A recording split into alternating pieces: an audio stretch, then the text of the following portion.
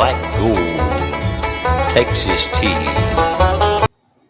Good morning, everybody. Thank you for joining in to the P&P Oil and Gas Solutions Wednesday webinar showcase. This is our first Wednesday webinar we are hosting. My name is Chris Pettigrew. I am the president of P&P Oil and Gas Solutions and also the owner of Intellis. So we're excited to be here today. We're ready to have some conversations. In these webinars, we're going to showcase some information about being in the land department. If you are a lease analyst, a oil and gas landman, a land manager, a land technician, a division order analyst, anything that may have to do with land, please join in our webinar Wednesdays to learn more and to showcase different products and solutions and even companies that are out there. So if you are a company that would like to join our webinar and showcase your product, please reach out to chris.p@ppogs.com, and I would love to have you on the show. We'd love to showcase some new information to all the different people that are out there in the oil and gas land world. I'd also like to welcome any accountants or people that are division order analysts or cross land to come and join the webinar. We're going to be showcasing some things about revenue, and we'll be talking about royalties and all kinds of good stuff that have to do with land.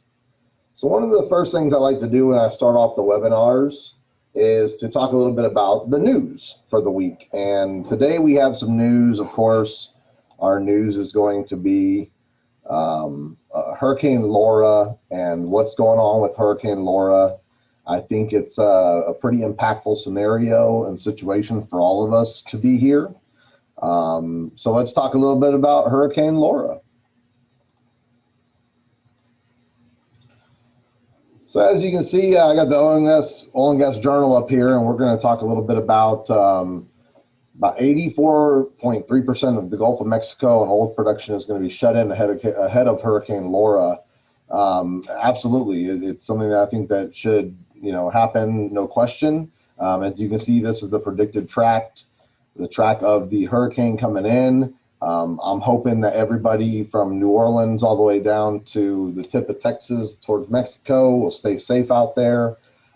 Please batten down the hatches, and let's just hope and pray for a nice little rainstorm that'll come in and water our yards, and we'll have a nice sunny weekend. We're going through the article a little bit. Offshore oil and gas operators in the U.S. Gulf of Mexico continue to evacuate platforms. Hurricane Laura is expected to make landfall around the Texas-Louisiana border as a Category 3 storm. So August 26th, Category 3 storm is supposed to be coming in. I know here locally, I'm in the Woodlands, Texas. They've shut down all the online schools and the kids are all at home. So it's a kind of a big deal that we are having a hurricane heading our way, and be prepared, be safe. And for me, that's kind of the news of the day. For those of you that are watching and have joined into the webinar, this is something to be prepared for. If you do not live on the Gulf Coast, good for you. You will be watching it on the news, and we will be experiencing it. So Oil and Gas Journal, really good source of news and information I like to go to. Pick out a lot of good information here, so you'll see me kind of showing this every once in a while and giving this as part of the webinar. All right, so today's topic, very excited to talk about. One of my favorite things to talk about is making sure that we talk about land topics and information that is related to us. So at the end of the day, that's my first webinar. I wanted to have a conversation about tracts and tracts of land and what tracts of land mean to me, how I believe they should be handled or how we're handling them as land administrators and landmen. So let's talk about tracts for a little while. We are going to take a look at the Calculating Your Division of Interest manual from the Petroleum Land Management series. Shout out to Terrell Williams. Very great teacher. I took both of his petroleum land management series and his advanced petroleum land management series, and it was very educational. I recommend all of you out there, if you have not had a chance to take it or have taken it, please do. There's very valuable information, and you can find Terrell out. Let's see, where's he at?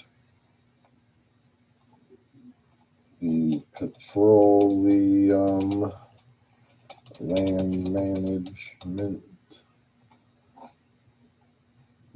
Denver.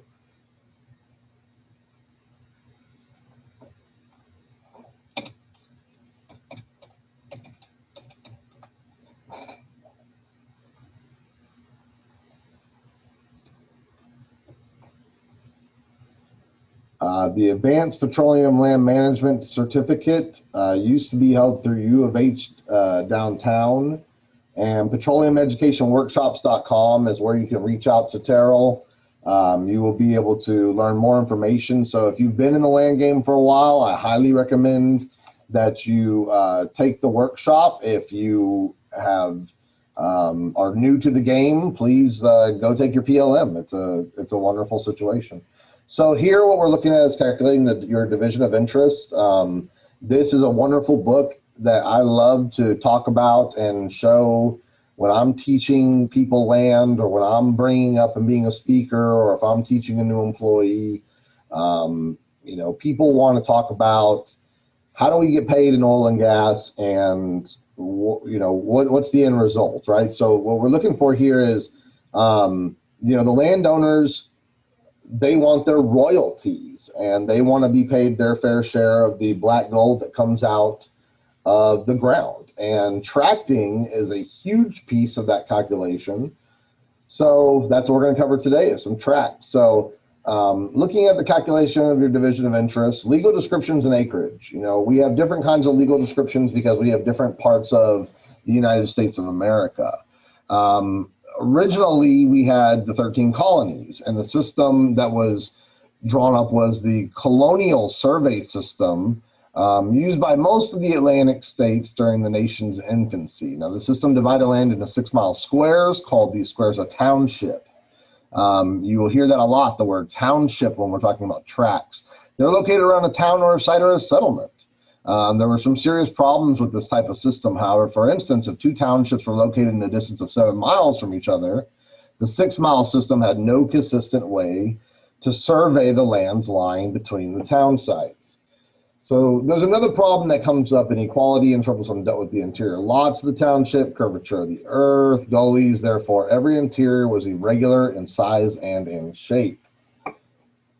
And this was during the British colonial rule of America. So after the Revolutionary War, our nation acquired millions of additional acres of land east of the original 13 states. And this land was considered vacant and unoccupied. Since the vast portion of these western frontier lands were unsettled, the government devised a plan in which to occupy and make this area productive. And they basically sum it up as land grants. So in the late 1780s, Congress began to adopt policies where they would do a general land ordinance of 1785 would be passed, and 2 years later, the Northwest Ordinance of 1787 was passed. And the government believed that before any land grants could be offered, that they need to institute a methodical and simplified plan for the surveying of the new lands. This new survey system will be under the General Land Ordinance of 1785 and is still used today. As called the Rectangular Survey System, or the Jeffersonian Survey System, or if you like to talk like me sometimes, the TRS system. The system divided land into squares, which were 1 mile on each side, and were called sections. 36 sections were grouped together, 6 sections north to south, and 6 sections east to west. The grouping was referred to as a township and range, and each of these sections are numbered in a precise manner, beginning with section number 1 and ending at section number 36 or 36. And you can see an example here of what that looks like as far as this being a normal 36 section township, and you can see the quarter calls inside of each section. So down to the ranges, you'll see a lot Outside of the 13 colonies, you'll see a lot east of the Mississippi River, West Texas, Northern Texas, but not Gulf Coast Texas, not Louisiana or Southern Louisiana. Northern Louisiana, yes. So you have some states, Florida, that still have different ways, and we'll get into their tracting and way of legal description explanation here as we continue on through the webinar. So township range sections, one of the, what I consider to be the easiest tracts to understand. You know, you can break things up into 640 acres, 320 acres, 160 acres, 80 acres, 40 acres, 20 acres, 10 acres, 5 acres, 2.5 acres, so forth and so forth. So these little itty bitty squares and rectangles that we like to call east half, north half, and explanations. So for the most part, the eastern edge of the Ohio River, west of the Pacific Ocean, became township and ranges. And so that makes it a little bit easier for all the GIS people that are out there, the mappers that are out there. And you can see here the 6 prime meridian, the baseline, where we have the different township 1 south, range 2 west. So the survey system, unlike colonial surveys, used artificial boundaries based on lines of a compass rather than natural ones. So these township lines and range lines, most of our oil producing states were surveyed under this form of survey. So the system's great, but there's one problem that plagued it, the rectangular survey system, was that the earth was round. And if you ever tried taking a square piece of paper and taping it to a basketball, you're going to find that really doesn't work. And the only real way to make that happen is to cut into the paper and layer it onto the basketball, but then that distorts the size of the paper and distorts the image itself. And so therefore, provisions had to be made for the curvature of the earth, and the provision came from irregular lots that are along the north and the west edge of most every township and range. These lots can be smaller than 40 acres, larger than 40 acres. They're the ones that are going to be a little bit different along the north and the, excuse me, west edge of every township and range, and they adapt for the curvature of the earth. And so that's where we have lot 1, 39.62, lot 3, 42.65. And we get into things like the Mother Hubbard Clause, we'll talk about that in another webinar, that allow you to bring in those different acreages, whether they're explained correctly or not. So not all lands in the United States were surveyed under the rectangular survey system. You have the colonial survey system, the original 13 states, Kentucky, Maine, Tennessee, Vermont, West Virginia. We have the meets and bounds system, which includes parts of Washington, Oregon, the Rocky Mountain states were set out in this fashion as well. Foreign grants like California, Florida, Louisiana are parts of the Rocky Mountain states where they were set out with foreign grants. Remember, Louisiana was French rule, Florida, Spaniard rule, Texas, Six Flags Over Texas, California, Mexican rule. So when you have different types that are out there, you're going to get different legal descriptions that are adapted by the rulers of history. So in Texas, we have, Texas was based on foreign grants, and different types of surveys by 4 different sovereigns: the Spanish government, the Mexican government, the Republic of Texas, and the state of Texas. So in Texas in itself has 4 different ways that you can describe the legal descriptions, and can be very complicated. And then you have the continental shelf survey, the outer continental shelf divided into acres by the Bureau of Land Management. Those are block numbers. If you've ever worked a little bit of offshore, you will understand that. If not, take a look, go Google it, and type out the continental shelf survey. So why do you think that we have, why do you think we're talking about division of interest, but yet we're talking about tracts of land? Well, the answer is a legal description of acreage is how we calculate a division of interest by using proportionate reduction. And so understanding your tracts and understanding your information is a very important piece to coming up with the calculation of division of interest. So today I'm going to focus on tracts and what tracts mean and kind of how they look at the end of the day. So we kind of keep going through, and we can explain the glossary of terms, like what an acre is, what a section of land is. Again, I highly recommend petroleum education workshops.com. Go get with Terrell. He will set you up. They have a great affordable prices right now, and you can get all of this information that you see in this webinar as a book. I've scanned all of mine. I read them over and over and over again. It helps me keep up with my land information and lets me do fun webinars like this. But you'll see the descriptions. What are legal descriptions? Like every house has an address so that the mail can be delivered. Friends can visit and deeds can be transferred. So sections of land, quarter sections of land, quarter sections of land, all have an address. The northwest quarter of some section. So the way I like to explain land in a lot of ways is the good Lord gave us the earth. And the earth is a big piece of property. And then the good Lord also put man and woman onto this earth. And so man decided that they wanted to take off pieces of the earth and claim them for themselves. And so man creates a tract of land. They create a boundary line with the tract of land. It may have been 640 acres granted out sometime in history. It may have been all the way back to the caveman era where an occupation of an area by a person becomes their land or claim. And so therefore you could call that their tract of land. But I'm not going to take it to the caveman area.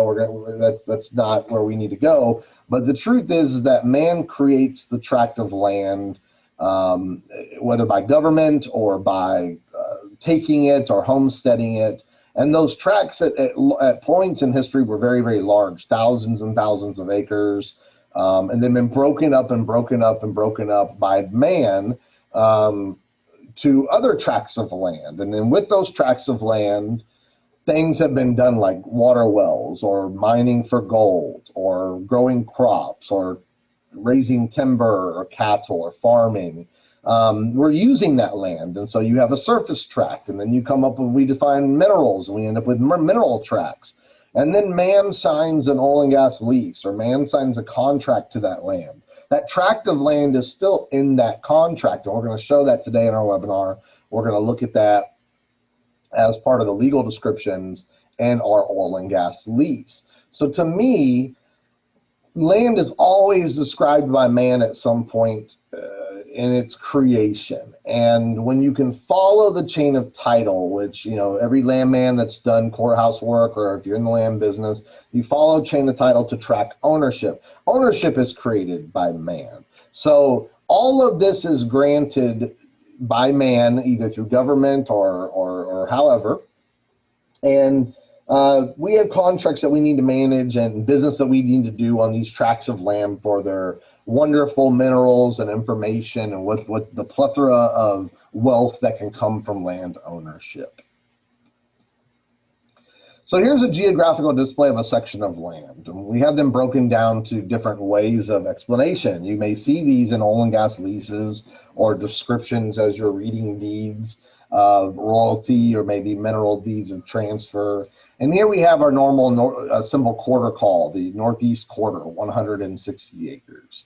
And sometimes it's described as the west half or of the southeast quarter, the east half of the southeast quarter. Sometimes this whole thing is described as the west half on leases. So you could have ownership in all of this, but yet let's do an example of an ownership of 4 different people, all owning 25% apiece. So you have the west half of this particular section is owned by 4 different people. Now, one of the people own in all 3 different tracts we have broken out here, and they own 25%. And then another person owns 25% in everything. A third person owns 25% in these 2 pieces, and the fourth person owns 25% in this piece. Well, depending on the system that you're using, you may stick that in as the east half of the west half of the section for the 25% of that owner in its lease. And then sometimes you may stick it in as the west half of the southeast quarter for the 25% owner for that lease. If it's a lease-based system, you don't really set up tracts. If it's a tract-based system, you would want to set up all 3 of these tracts separately and connect your mineral ownership appropriately. And so therefore, tracking becomes something that you must consider whenever you are setting your system up or getting ready to put information into whatever system of record that you have. So this is an example of different tracting and how you must consider tracting, but a simple way to look at sections: northeast quarter, the northwest quarter, northwest of the northwest. And you'll see that when we see SW4, southwest quarter is another way of writing it. So a quarter section is a 1/4 division of the entire section that would contain exactly 160 acres. A quarter section would contain 1/16 division of the section would contain 40 acres. So northwest of the northwest or northwest of the northwest, like that. You can see it's written with the 4 instead of the 1/4. And then you have the north half of the southwest quarter, like this one right here. So you can see these are 80-acre slots. It's 40, 40. Two combined make 80. Both these combined make 160. Two of these combined make 320, and the whole thing is 640. Very, very simple to follow. Squares, nothing very complicated. You don't have to start at a different place. So describing the legal description is very important. In this case, we have Township 21 North, Range 9 West, Section 13 of the Southwest Quarter for 160 acres. And that must be described. I talk about this very much so that legal descriptions remind me of purchasing something from a retail store. If I go to a retail store and I go purchase a good, on my receipt is a description of the time, the place, the amount that I paid, and a small description of the product that I purchased.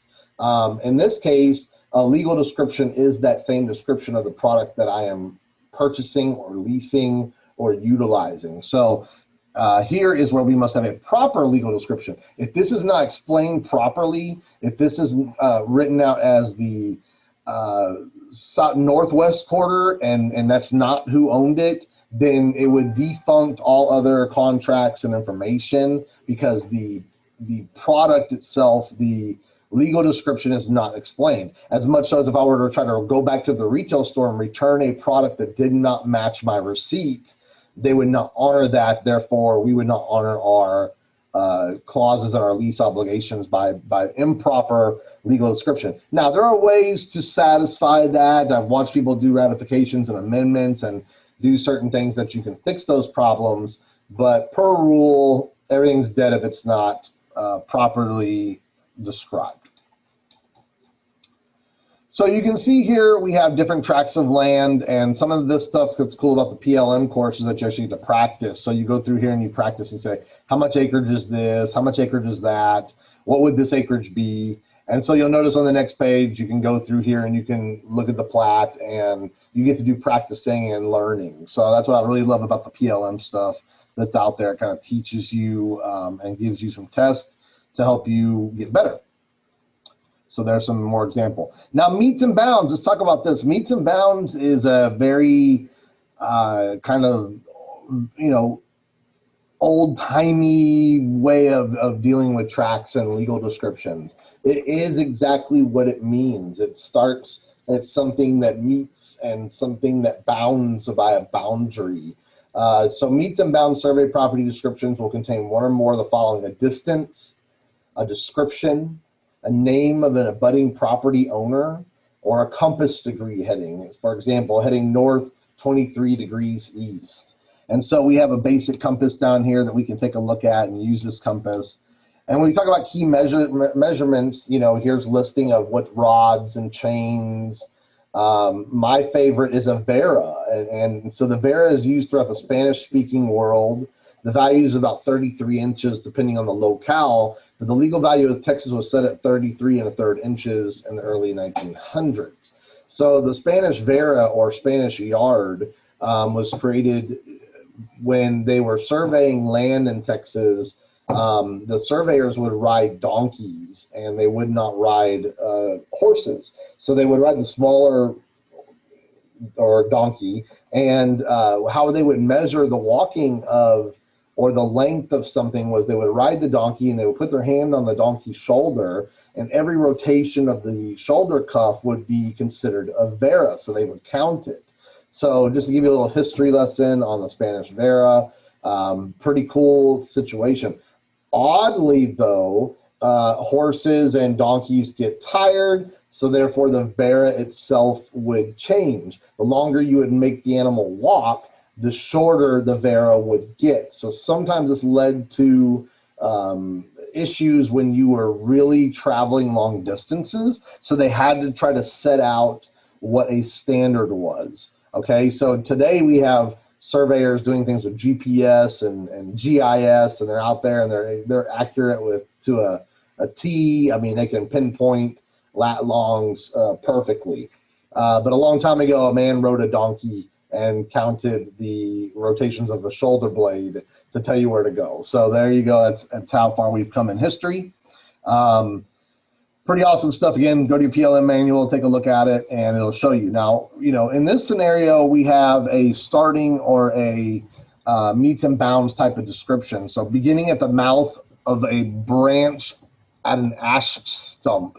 So we need to find the ash stump. And here we have our beginning at the mouth of the branch of the ash stump. I would like to know, is that ash stump still there today? If it is, that'd be pretty cool to go out there and see it, because this was recorded many, many years ago. So then we go up the creek. And so we're going to go up the creek, south 20 poles to 2 bucks trees. Well, here we go. We're going to go up the creek to the south 20 poles to the 2 bucks trees. And we can see our trees here. We can follow thence 41 poles to a small walnut and Arnett's line. So here we have the small walnut tree, and it's on the line. So we walked our, what do we have? 41 poles to the Arnett's walnut tree. Then we go north 50 degrees and east 80 poles to a Lynn Hickory dogwood in said line. So here we have our Lynn Hickory dogwood. And next we're gonna go north 38 poles to another ash. And this one actually is not a stump. This is an ash tree. So we're able to look at a tree on this one. Maybe we take a little siesta for a second with our donkey, because it's taken quite a long time. This is February 12th, 1810. We're gonna move, what's the next one? 296 poles with the Potts line till it intersects with Tolley's line. So we have the intersection of the Tolley line and we have the Potts line, where we can see this intersection here.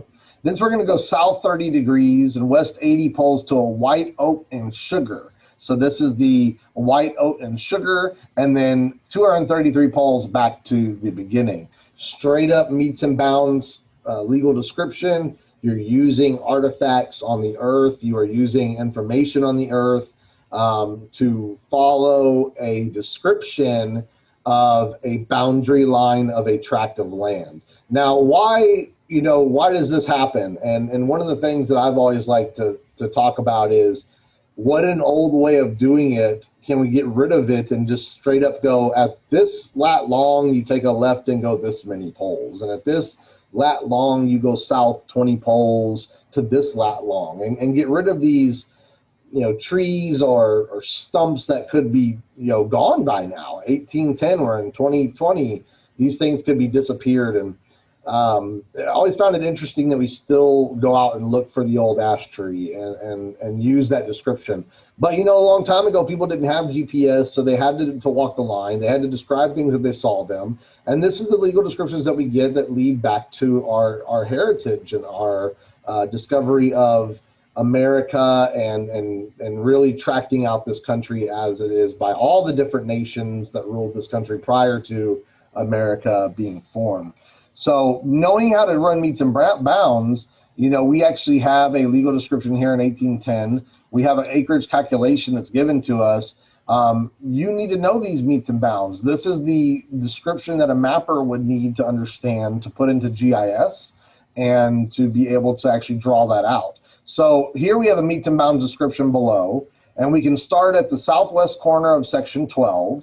So here we have the northwest corner of the southwest corner. And section 12 is going to be over here. Okay, so we're going to start at the southwest of section 12, it's going to be on this side. So the southwest of section 12 over here. We're going to go commencing at the stone monument to the northwest corner of the southwest corner of the southeast of the southeast. Okay, so we have the southeast of the southeast. And we're going to follow this meets and bound. You can see you have the 1-inch iron pipe. You have the point of beginning is south 89 degrees, west 1918 feet, then north 44 degrees, east 60 feet. You know, it's very important that we follow this to get these particular descriptions that we're looking for here. So tract 1, the surveyor could describe the part of the description in tract 1 regarding a north half by southwest quarter, and an east half of southwest quarter. Did you notice the comma? Comma separates tracts within the legal description. So it's very, very important to understand and to know that goes on. And commas make a brand new tract. So pay attention when you're looking at your leases. If you're setting up tracts, pay attention to your commas. So here we have the ways of description by running through. Simple squares do not work. You have to actually follow some different descriptions, and goes 360 yards, changing your modification. There's a ditch here to follow. You may have to meander a river. So it asks you how to describe that lease. So moving on, we have our last 10 minutes of our webinar. We've talked a lot about tracting. I wanted to get into some real situations of what we run into with oil and gas lease packets and information that we receive from our clients. So what I'm going to show here next is what I like to call a good lease packet. These are for my guys, Genesis Land and Mineral Resources off Cypress Station, Don Hebner. Shout out to Don, real good friend of mine. I've been working with him for over 20 years, and I think he does some of the best land work out there. At the end of the day, this is an old LPR from back in 2010. We're taking some leases out in Robertson County, Texas, I believe. Might have been Chambers County, Texas. Yep, worked in that area. And this is his LPR describing a 15.5 acre tract of land. And then, so he did a good job giving us the information on the LPR synopsizing.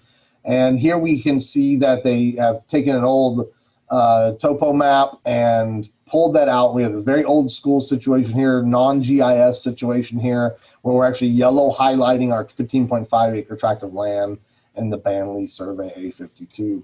So we can actually see how tracts used to look and how we actually used to color maps. And today we use a little bit more of GIS and digital transformation. Here we have our legal description. So we're looking at our legal description on the memorandum of the oil and gas lease. Now let's take a look at this. This is a deed reference legal description. This is something that 15.5 acres of land, more or less, being out of a part of the Frederick Banley Survey, Abstract 52. Let's pay attention to that for just a second. Going back up to the F. Banley A52. This is called the Frederick Banley A52. Pay attention. Sometimes they do not give you the first name, or when you're dealing with GIS, you get F. Banley. So you need to pay attention to that scenario. And this is actually deeded back to a reference back to a deed dated February 11, 1948 from S.S. Wallace and his wife, Alma Lee Wallace, to G.D. Wallace, and recorded volume 1. So you would need to find this deed to get back to the possible legal description. This deed may or may not contain the full legal. So as of right now, I'm able to set up a lease legal description in my system, but I'm not really able to map this out if I didn't have any kind of reference point or understanding of where this is going to go. So again, oil and gas lease, here's our lease, our legal itself here. Again, it is a deed reference to legal description. So through my packet, I'm going to go look, and I'm going to try to find a deed that is more descriptive, or what I like to call the full description. And boom, there it is. That's what we have here. Now, what's interesting is this is really hard to read, and it becomes a kind of a problematic scenario. So as a GIS mapper and one who has mapped, I would try to make the best of this. I mean, I think you can see maybe 353 Veras said something corner, something Veras to corner to gully, 300 and I'm not sure Veras. So this may be a situation where we can't get this full legal description, but this is the legal description I would look for to give to my GIS department, or to have a full explanation of this 15.5 acres of land that we see described as a brief description in the lease. It's very important to get these, and this is another talk at the same time, that it's also very important to scan your documents the best they can. You know, back in 2010, scanning wasn't as big of a thing. So I think we're dealing with some low DPI here. We don't have real clear explanations of all of our information because the scan, it's a little poor, but also could be that the document itself, I mean, very old document. A lot of this is hand typed on a typewriter, which causes some issues. So, you know, could I copy and paste this legal description here and give it to my mapper or give it to myself and actually map this out? No, I couldn't. So what I would probably do is try to talk with my mapper directly, or if I'm doing it, and try to use my good old plat map here and find this mineral tract on my map or create it on my tract by maybe georeferencing. That's a good opportunity of something that that you can do with tracts of land. So there's lots of different ways to deal with tracts and information that is out there. So the next thing that I wanted to do here is kind of set up a tract in a land system. And a lot of us have different land systems. My land system of record is the Wolfepak Landpro system. We've had a lot of great success with the Wolfepak Landpro system. It's been a lot of fun using it over 20 years. So what I'm going to do next over the last 10 minutes is kind of set up a tract in Landpro, let you guys take a look at how that works. And if there's anybody that has any questions, please use the Q&A situation to throw me some questions, ask me some questions, conversate. You know, this is a fun webinar to learn and join into. So let me know if you want to talk a little bit. I'm going to go ahead and share my screen now to the Wolfepak Landpro system. So that's what you should be seeing at this point in time. And we're going to set up this 15.5 acre tract of land that we looked at on our webinar in the Wolfepak Landpro system. So the first thing that I want to do is I want to go into my system and I'm going to click my open button and I'm going to go down to my tracts. And this is in the PMP training module. So there's a ton of information here. It's just random. And one of my behaviors is I want to try to look for this tract of land to see if it's been set up prior in my system. So I'm going to kind of look for 15.5 acres. So let's go order our tracts by acreage in Wolfepak Landpro and scroll for a 15.5. And I don't see a 15.5, so I'm going to suspect that this is a brand new tract of land. I can also sort it and look for the Banley survey. So I can kind of come in here and go and look for, there's my J's. Let's go up to the H's and their EF. And we have an F Banley A32. We have an F Banley A52, but this is an 8.1035 acre tract. This is not a 15.5 acre tract. So we're going to set up a brand new tract today. And the way we're going to do that is we're going to just add ourselves a new tract in the system.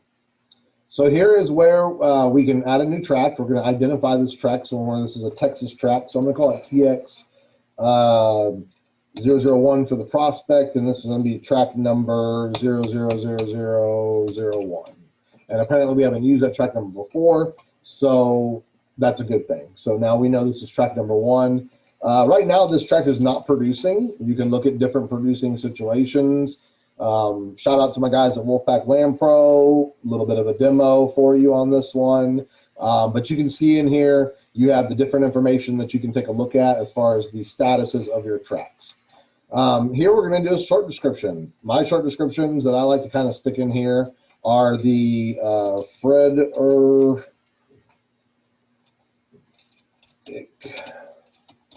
Banley survey, A-52, and we're going to do 15.5 AC, and that's a small description.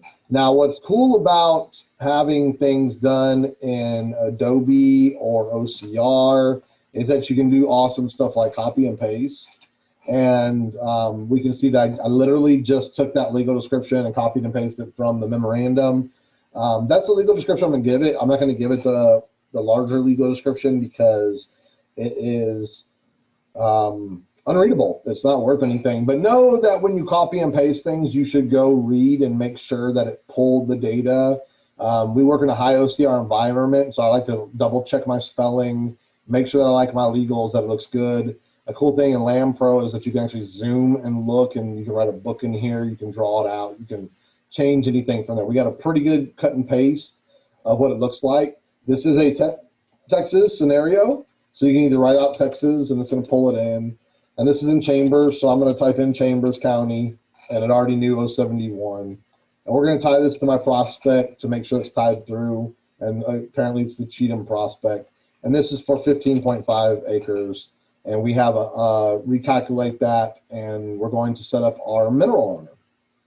And so our mineral owner in here is going to come from our lease packet, which I can kind of bring over here and show you. You want to look for your oil and gas lease. You want to look for your mineral interest, and that's usually provided with a mineral ownership report. And here we have Alpha Marie Weeks, care of Donald B. Moye, owning 100% of the surface, and the same people owning 100% of the mineral interest. And you can see here's our lease with the 2-year option to extend. So we're kind of going to bring that out of there, and we're going to set up an owner. Now, I'm not going to go in here and set up Alma or Alpha because I don't have Alpha set up, but I'm just going to choose an owner at this point in time. And Wolfepak Landpro, you're able to go in there, and let's go ahead and give them Company A. We'll just call it Company A, and they own 8/8. Notice in Wolfepak Landpro, that'll transfer it down to a 1. You can also do 1.0, and you'll get to a 1 again, and you can do fractions, you can do decimals. So if you wanted to do 8/8 times 1, it gives you the same answer. But I like just to use the old school 8/8. I was trained old school, so whenever I say 8/8, that means it owns all. We're going to save and close that mineral ownership to this tract of land. And then Landpro requires subtracts to be created. So here we're going to create a subtract. This subtract is going to be called UD-01. And we are going to not include information unit or well information because there is none of that. We have 15.5 acres, so we're going to go ahead and stick in our acreage, 15.5. We have a little short description here that is pulled out of the full legal description automatically. We can put in our depths, we can put in information, and if there's a well, you can tie it to it. Well, we don't have that. We haven't drilled any wells just yet. So we're going to save our subtract, and now you'll be able to recalculate the acreage and see that we have an undeveloped acreage of 15.5 and a total acreage of 15.5. And now we have a single tract set up in the Landpro, Wolfepak Landpro system that I can now go and use my lease wizard and set up a lease. We'll do another webinar on that at some other time. That's not for right now. We're actually running out of time. We're down to our last couple of minutes. So shout out to the Wolfepak Landpro guys for doing what they're doing with Wolfepak Landpro, integrating it with Wolfepak accounting and the other information that's out there. I think it's a huge benefit towards all of us. To be able to have systems that are connected and talk to other departments, so that way we are really able to work together as a group. So right now, we guys want to go ahead and conclude our first PMP Oil and Gas Solutions Webinar Wednesday Showcase Extravaganza. It's been a lot of fun talking about Tract. It's been a lot of fun sharing with you guys some of my information and education. Please tune in every Wednesday at 11 a.m. and we are going to have more fun and more fun and more fun as we bring in different people. I'm hoping to invite some different software companies, invite some friends to take opportunity to take up some of my time in talking and present some new information. And if you're a business out there that would like to be on the PMP Oil and Gas Solutions webinar, please chris.p at ppogs.com, info@ppogs.com. Reach out to me, hit me up on LinkedIn. You'll find me on LinkedIn, Chris Pettigrew Sr. And please PM me if you'd like to be on the show. We'd love to have you so we can share more information with all the land people. With that being said, it is time for me to go. Thank you very much for joining my show, and I am very excited to have everybody that has joined in today and that can watch this. This will be a recorded webinar, And you can check it out online through the PPOGS website. All right, everybody, peace, love, and happiness, and we'll see you next Wednesday.